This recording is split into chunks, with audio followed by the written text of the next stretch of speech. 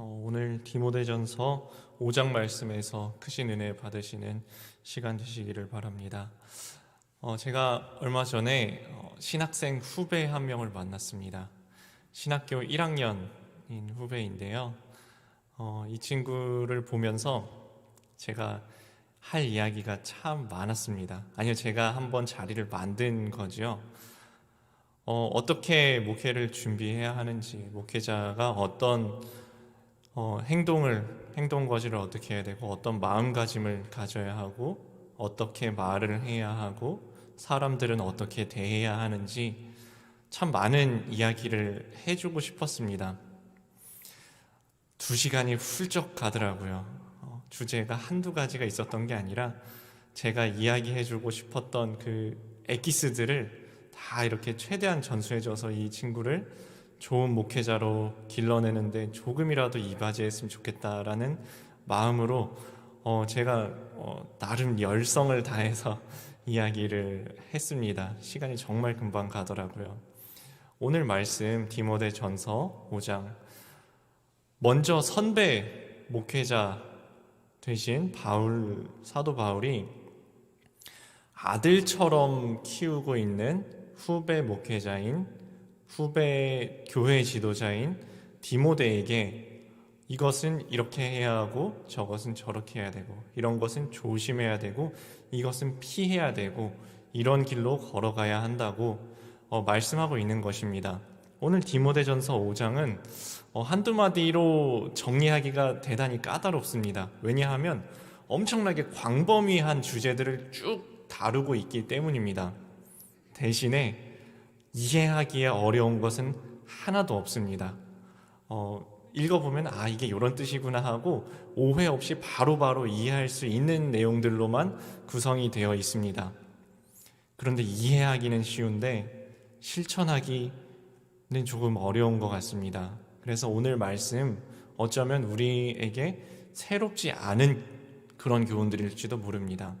하지만 우리가 다 실천하고 있지는 않으실 겁니다.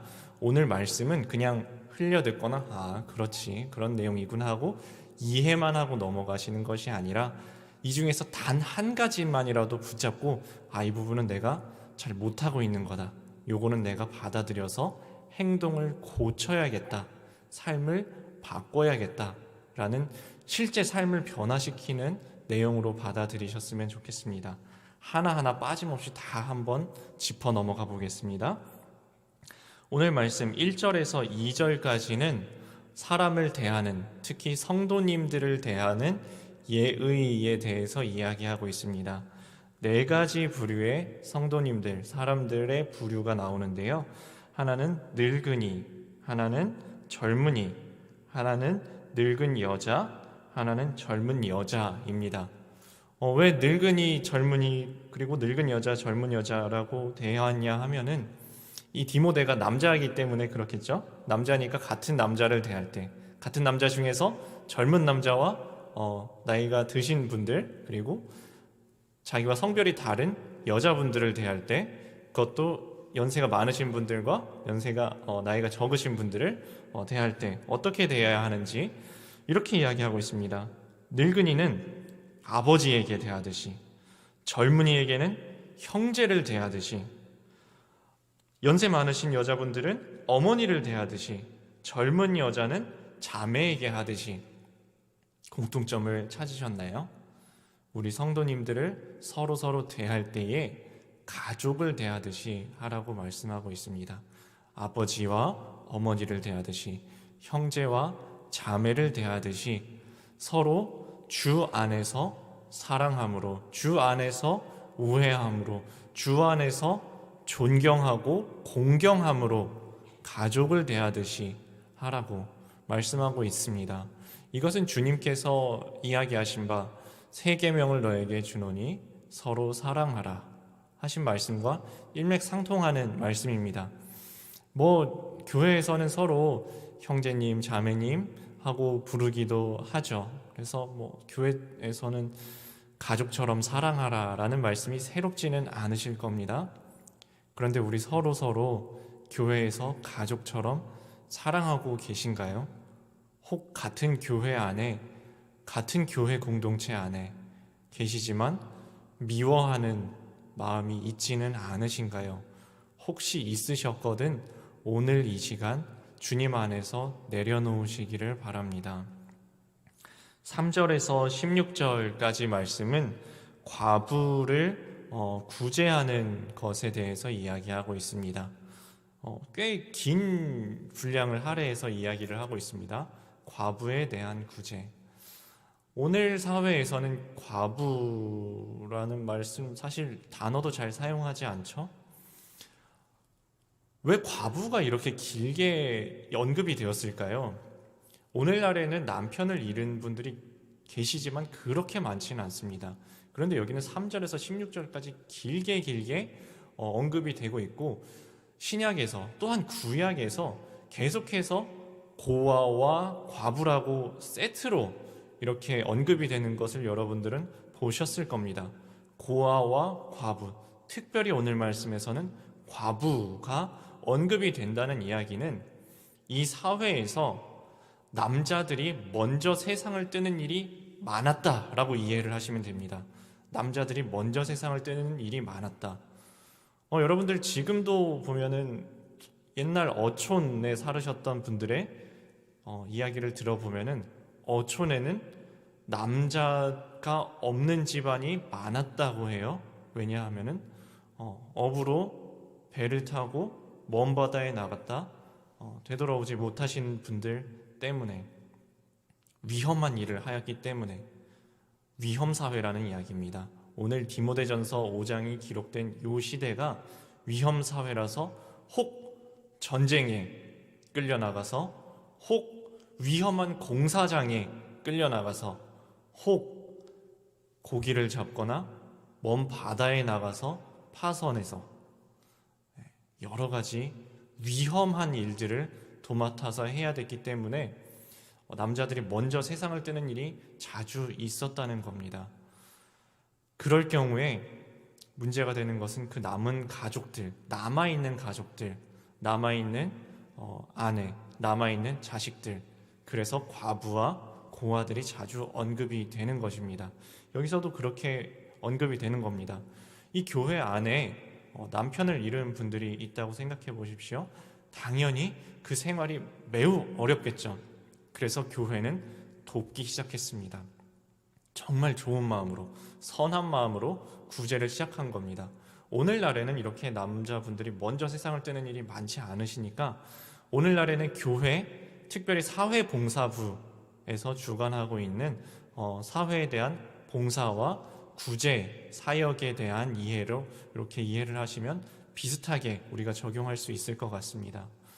사회봉사 사역 그리고 구제 사역을 하다 보면은 처음에는 정말 선한 의도로 선한 마음을 가지고 따뜻하게 시작을 하는데, 이 규모가 어느 정도 이상 커지고 시간이 흐르다 보면은 이게 크고 작은 잡음들이 생기게 됩니다. 저도 이렇게 사회봉사와 구제 사역에 대해서 선배분들한테 배우면서 여러 가지 조심해야 될 것을 배웠습니다. 어떤 교회의 사례는 이런 사례가 있었다고 해요. 그 교회에서도 이렇게 사회에 대해서, 사회 어려운 독거노인 분들, 어려우신 분들에 대해서 돕기 시작을 했는데 어떤 한 분이 추천이 된 겁니다. 이분은 노인이시고 이제는 일도 하지 못하고 집에만 계신데 자녀들이 안 계셔서 자녀들이 돌봐드릴 수도 없는 상황입니다. 그래서 이 교회에서 이렇게 도와드렸으면 좋겠습니다. 해서 도와드리려고 했다는 거예요. 그런데 어떤 이야기가 들려온 겁니다. 아니, 그분이 지금 일 안 하시는 거는 맞는데 사실은 건물주라는 겁니다. 지금 살고 계신 그 집이 새 집이 아니라 이 빌딩 통째로 그분의 소유라는 겁니다. 그래서 주변에서 아니, 저분을 교회에서 도와드리는 거는 조금 아니지 않냐라는 그런 잡음이 생겼다고 해요. 그렇습니다. 지금 당장 나라에서 하는 일만 봐도 누구는 주고 누구는 못 받고 하면은 당장 불만이 생기지 않습니까? 교회에서도 똑같다는 겁니다. 여기 오늘 디모데 전서 5장에서 디모데에게 권면하는 것도 이 과부들에게 대한 구제, 사회봉사, 구제 사역이 참 선한 일인데 그것을 함에 있어서 누구는 주고 누구는 안 주는 것에서 공평무사하게 해서 누구에게도 불만이 생기지 않도록 하라고 공평함에 대해서 이야기를 하고 있는 것입니다. 그래서 여기서는 나이도 정해주고 있죠. 60이 넘지 않으면 안 된다. 이것은 그 당시의 상황을 고려해서 들으셔야 합니다. 그 당시에 60이라는 적정한 선을 정해준 것 같습니다. 그래서 그 중에서도 가족이 있는 사람은 가족이 스스로 돌보게 하라라고 말씀하고 있죠. 공평무사하게 하되 그 중에서도 가족이 있는 사람은 스스로 돌보게 하라. 최근에 미국의 기사를 읽었습니다. 미국에서 사람들이 일을 하지 않는 것이 큰 사회적 문제가 되고 있다고 합니다. 왜 일을 하지 않는가 하면은 직장에 나가서 일을 하는 것이나 아니면 직장을 하지 않아서 나라에서 실업수당을 받는 것이나 이게 비슷하다는 겁니다. 아니 그래서 내가 열심히 일을 해서 내 힘으로 돈을 버는 거랑 그냥 집에서 놀면서 받는 돈이랑 비슷하니까 그럼 뭐하러 일을 해? 라고 생각하는 그것이 그 게으름이 사회적인 문제가 되었다는 기사를 본 기억이 납니다. 오늘 말씀에도 보면은 게으름과 자립에 대한 이야기가 나오죠. 충분히 그 가정 안에서 자립해서 돌볼 수 있는 사람을 계속 주다 보면은 이것이 자립심을 꺾는 일로 이어질 수가 있다고. 그래서 우리가 도와주는데, 교회에서 도와주는데 이게 한도 끝도 없이 받기만 하는 사람을 키워내는 것이 아니라 이 교회는 사람을 길러내는 곳이고 육성하는 기관이기 때문에 사람에게 자립심을, 어려운 상황에서도 헤쳐나갈 수 있는 자립심을 키워줄 수 있도록 잘 설계해야 된다는 것입니다. 지금 이것을 오해해서 이거 사회 봉사사역, 구제사역을 하면은 잡음이 생기니까 하지 말라라고 말씀한 것이 절대 아닙니다. 그 귀한 마음으로 섬기는 것을 어떤 불만이나 잡음이 생기지 않도록 지혜롭게 하라 라는 권면을 지금 후배된 디모데에게 바울이 하고 있는 것입니다. 17에서 19절까지는 장로, 특히 잘 다스리는 장로들은 이라고 해서 교회 지도자에 대한 가르침입니다. 여기서 장로라고 호칭이 사용이 되었는데요. 이것은 오늘날 우리 교회에서 사용하고 있는 집사, 권사, 장로할 때 그 장로보다는 조금 개념이 다른 개념입니다. 사실 여러분들도 알고 계실 겁니다. 교회에서 장로라는 직함이 사용되기 이전부터 원래 장로라는 장로라는 단어는 우리나라에 기독교가 들어오기 이전부터 사용되던 단어죠. 어떻게 사용되었나 하면은 어르신, 그것도 지도자 되신 어르신들에게 사용되던 단어입니다. 장로. 교회에서도 오늘 디모데가 치리하고 있는 이 교회에서도 교회를 다스리고 있는, 교회를 지도하고 있는, 이끌어가고 있는 지도자 역할을 하는 어르신들에 대한 이야기로 생각하시면 되겠습니다. 그 지도자들에 대해서는 존경하고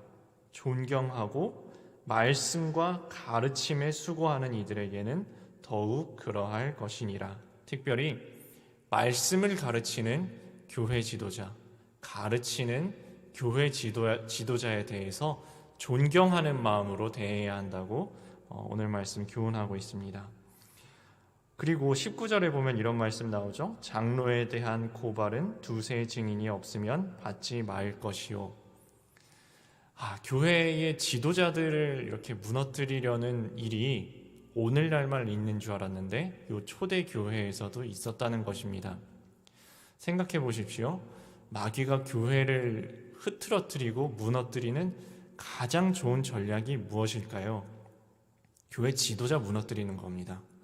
야, 교회 그 누구가 어떻게 했대 라는 소문, 어느 순간 발 없는 말이 퍼져서 사실은 그게 사실도 아닌데도 헛된 소문 때문에 교회가 휘청거리는 일이 많이 있습니다.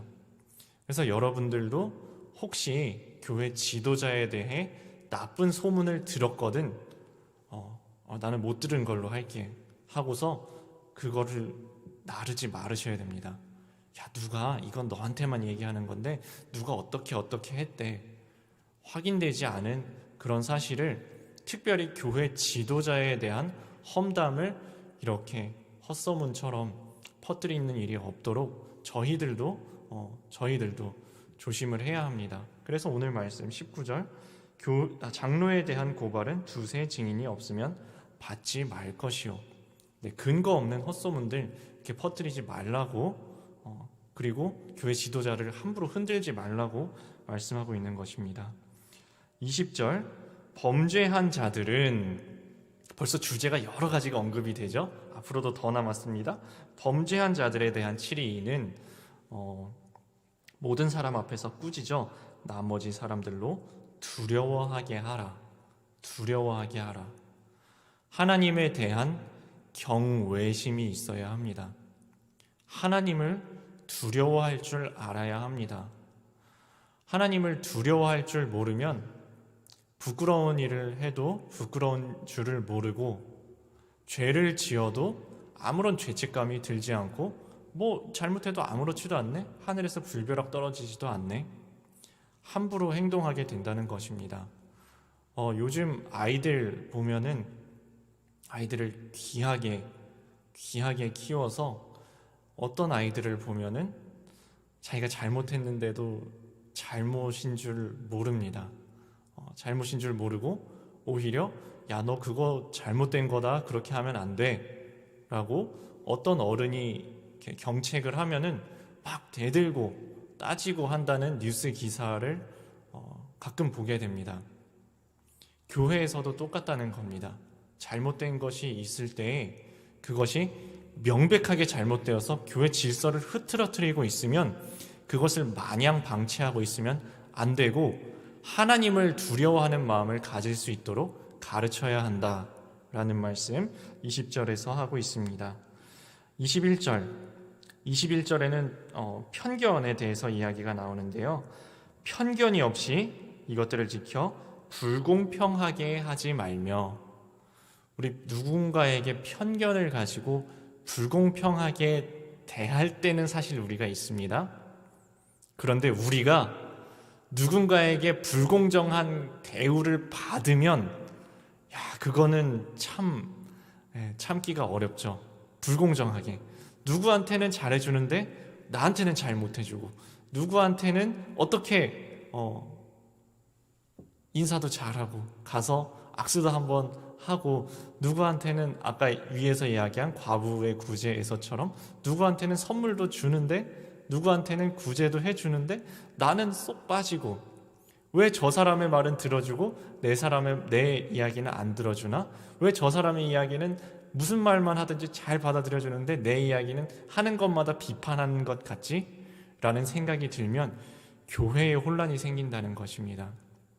그래서 교회 안에서 서로를 대함에 있어서 공평무사하게 편견을 가지지 않고 차별하지 않고 대해야 한다라는 가르침이 21절의 가르침입니다.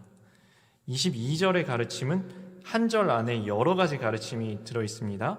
첫 번째 가르침은 아무에게나 경솔히 안수하지 말고, 일꾼을 함부로 세우지 말아야 한다는 것입니다.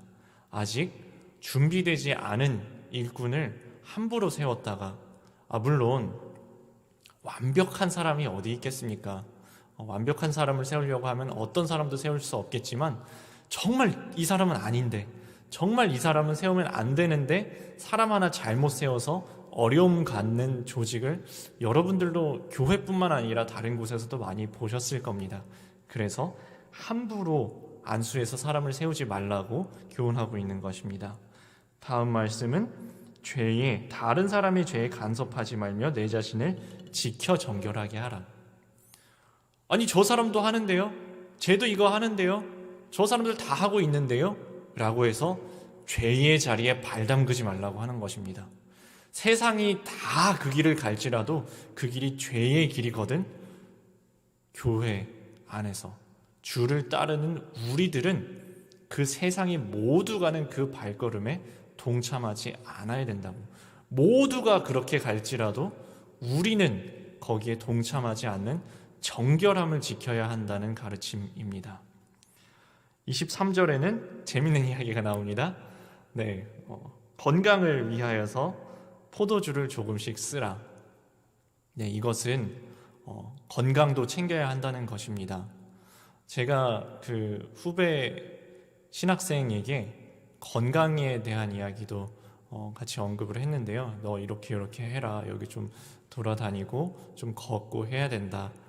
코로나 기간이라고 기숙사 안에서만 가만히 틀어박혀 있으면 안 된다. 또 이런 잔소리도 했습니다. 건강도 챙겨야 합니다.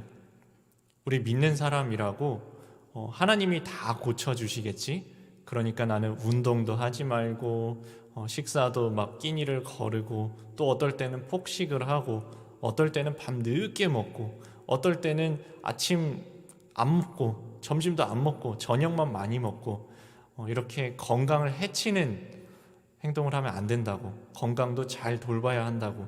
우리 몸도 하나님께서 우리에게 잘 돌보고 사용하라고 달란트로 우리에게 맡겨주신 것이기 때문에 우리는 청지기로서 우리의 몸의 건강도 잘 돌봐야 된다고 23절에서 이야기하고 있는 것입니다. 24절 그리고 25절 말씀은 죄와 심판에 대한 말씀입니다. 심판, 여기 단어로 드러나 있지는 않지만 심판하시는 분은 하나님이십니다. 그래서 사람 앞에서는 끝까지 비밀을 지킬 수도 있죠. 사람 앞에서는 사실 드러나지 않은 죄가 드러난 죄보다 훨씬 많을 것입니다. 하지만 하나님께서는 다 보고 계신다는 것입니다. 이것을 교회 용어로는 코람데오라고 하죠. 들어보셨을 겁니다. 하나님 앞에서 내가 사람 앞에 살아가는 것이 아니라 하나님 앞에 살아간다고. 사람 앞에서는 드러나지 않을 수 있지만 하나님은 중심을 꿰뚫어 보시는 분이시기 때문에 하나님 앞에는 어떤 비밀도 없고 모든 것이 다 드러나게 된다고 오늘 24, 25절에서 우리에게 말씀하고 있습니다. 어쩌면 이것이 오늘 디모데전서 5장 전체를 아우르는 중심이 될 수 있겠습니다. 우리는 모든 일을 할 때에 하나님 앞에 서 있음을 기억해야 한다는 것입니다. 사람을 대하든지 나 자신의 건강을 챙기든지 누군가를 돕는 것이든지 누군가를 치리하는 것이든지 가르치는 것이든지 어떤 일이든지 간에 내가 사람 앞에서 행하는 것이 아니라 하나님 앞에 서 있음을 기억해야 한다고.